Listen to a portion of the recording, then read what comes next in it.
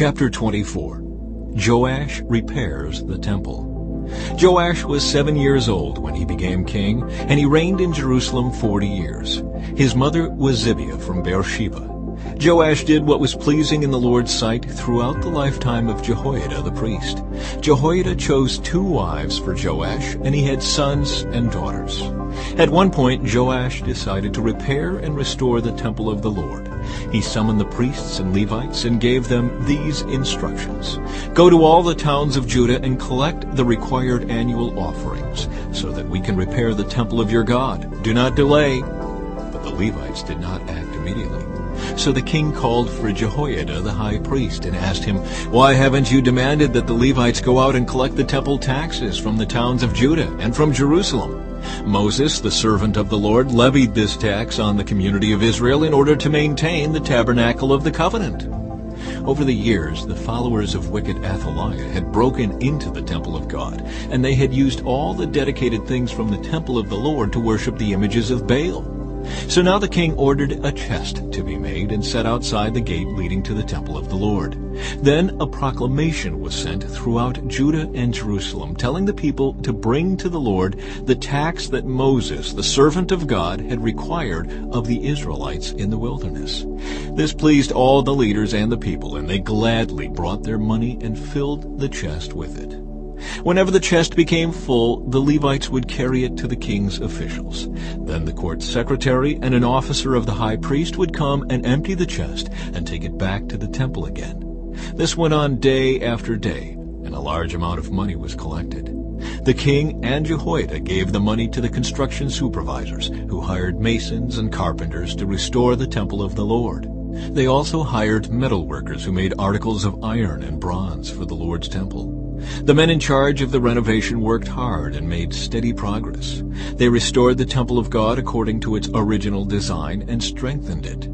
When all the repairs were finished, they brought the remaining money to the king and Jehoiada.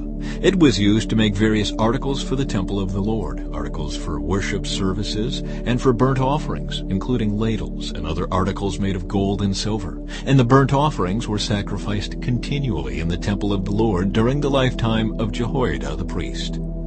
Jehoiada lived to a very old age, finally dying at 130.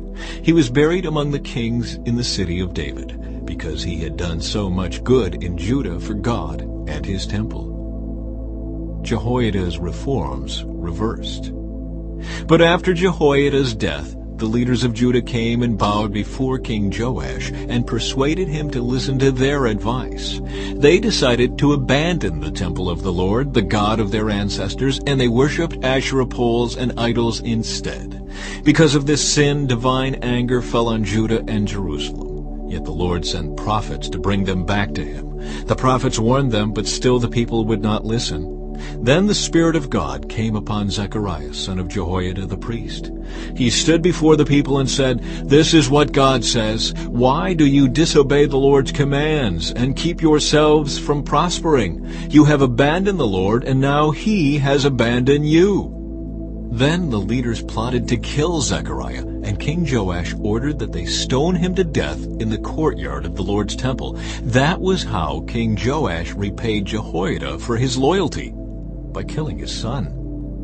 Zechariah's last words as he died were, "May the Lord see what they are doing and avenge my death." The end of Joash's reign. In the spring of the year, the Aramean army marched against Joash. They invaded Judah and Jerusalem and killed all the leaders of the nation. Then they sent all the plunder back to their king in Damascus. Although the Arameans attacked with only a small army, the Lord helped them conquer the much larger army of Judah. The people of Judah had abandoned the Lord, the God of their ancestors, so judgment was carried out against Joash. The Arameans withdrew, leaving Joash severely wounded. But his own officials plotted to kill him for murdering the son of Jehoiada the priest.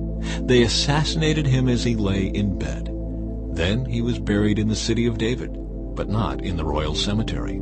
The assassins were Jozachar, the son of an Ammonite woman named Shimeath, and Jehozabad, the son of a Moabite woman named Shomer.